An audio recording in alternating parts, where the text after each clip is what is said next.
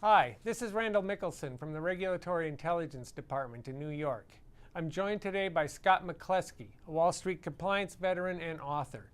Scott is a senior vice president with UCLEA, a compliance training consultancy. We are here today to talk about U.S. President Donald Trump's deregulation initiatives and what they mean for the rules governing Wall Street. President Trump has quickly launched two big initiatives in his regulatory deregulation agenda.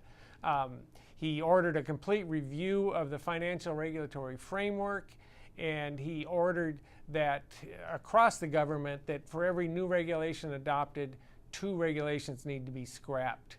Are we about to see a big upheaval in financial regulation?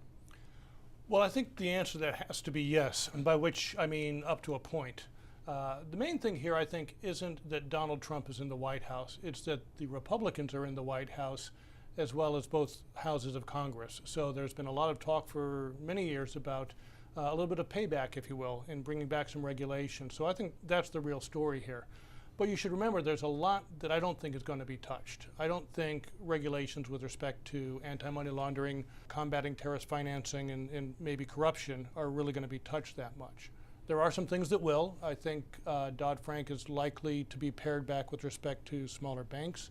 I think there are other parts of Dodd-Frank, like CEO pay ratios, that are under the gun. So I think we're really going to experience that level of upheaval getting out of that regulatory regime by deregulating that we experienced when we got into it. Okay, when he ordered the review of the financial regulatory framework, the broad framework review, he cited 7 principles that he wanted followed. What principles in there stood out to you as significant and likely to guide the effort?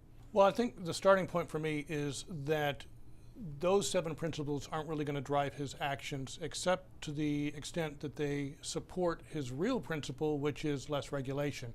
He came out and he said he wanted 75% of the regulations to go away, and as you mentioned, kill 2 for every new one. I think he's going to be very much focused on the numbers. So having said that, I think one of the principles that stood out for me is the one where he says that anything they do should advance American interests in international financial regulatory negotiations. In other words, America first. I think that could have a profound effect on things that are going on with respect to capital and data sharing. Okay, and the 2-for-1 deal, how is that likely to affect the course of regulation and deregulation in the future as well? Well, I almost don't know where to begin with this one. I think that saying this, you're going to cut 2 for every new one, is great politics. It's a great soundbite, but it's going to be very problematic as a way to assess progress with respect to regulatory reform. When you want to reform the regulatory environment, it should be done in a business-like way. We're talking about business after all. It should be done with objective analysis, not through political posturing, which in my view is what this emphasis on numbers is. It's the legislative equivalent of a body count, and that's going to get us nowhere. Moreover, I think that it's going to actually add bureaucratic process, because if you've already got a process, when you're introducing a new rule, you got to do the cost-benefit analysis and consultations. Now, on top of that, some poor bureaucrat's going to go out and hunt down 2 other regulations, I should say, that have to be withdrawn, and all the process gets repeated for that. All that at the same time, there's no guarantee that the right ones are going to be retired. Those 2 that are marked for death are going to be the right ones. I would say that if you're going to do this in a business-like way, do it the same way you do when you write a regulation. Do a cost-benefit analysis.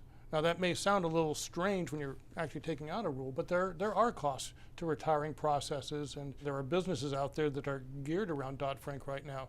They'll lose money. There's going to be a cost to taxpayers, a cost to consumers potentially. The benefits may not be as much as you think, because if we think about retiring a rule, well, a lot of that cost has already been sunk. They've already sold off their hedge funds or instituted new processes. They're not going to get that money back. So the idea of the benefit may be a little bit overblown. But last point I would make on this is that a cost-benefit analysis isn't just about coming up with 2 sets of numbers and seeing which one's bigger. The process is meant to also look at alternatives, to look for unintended consequences. And if you just start tearing up the rule book without that kind of business-like analysis, just so you can pile up the numbers, I think that there's going to be real problems down the road. And as you say, it might be more red tape, not less, as they're going through this rule book looking for things to throw out. I think there will be, yes. Okay. After the last financial crisis, you wrote a book, When Free Markets Fail, which came after a big era of lax regulation. Do you see a risk of that happening again? Are the markets that vulnerable where we could see a big disruption? I think the short answer is yes. Let me first say I believe in free markets. I'm a big supporter of free markets, but I see them as they exist in reality, and in reality they require some level of regulation just to operate. And when I take a look at what Donald Trump is doing, this attitude that the only good regulation is a dead regulation can get us in trouble because it just doesn't distinguish between the good ones and the bad ones. So if we get back into that environment we had before the last crisis, I think we could be missing a few things. The last crisis, after all, had a lot of causes, but over-regulation was not one of those causes. The rating agencies weren't regulated until 2007. There was no regulation of OTC derivatives. As we look at the next crisis, I think we're going to have different problems. Markets are already a lot different than they used to be. They're faster, they're more complex, there's a lot more computer-driven trading. And to do this right, we need to recognize that, and we may need to put in new rules. And this whole attitude that a rule is a bad thing could put us in a position where, yes, we're more vulnerable to a new crisis. And what about the life for the folks on Wall Street who are responsible for ensuring their companies live by the rules? What's likely to change? What's likely to look different a year from now in terms of how they do their work? Well, I think it's going to be a bit of back to where we were 10 years ago. As the post-financial crisis Right. reforms are going into place. As the reforms are going into place, as Dodd-Frank was coming into implementation. Because bottom line, you've got the same situation. You've got uncertainty, you've got to assess the impact of changes, whether those changes are new rules, taking out old ones, different interpretations, what's being enforced and what isn't. And as I think about it, I'm having difficulty coming up with any job role in compliance that isn't actually going to be important as all that happens. So yeah, I think that people are going to be busy. I think that we're going back to this period of uncertainty and upheaval. And I think bottom line is that there will be costs associated with that as well. And even deregulation can mean a lot of work then.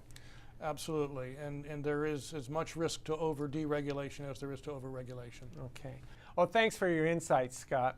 Thank you. And thanks to our audience for listening in today. Please check out risk.thomsonreuters.com. There you can get a taste of our daily offering of articles and learn more about our special reports, regional events, and webinars.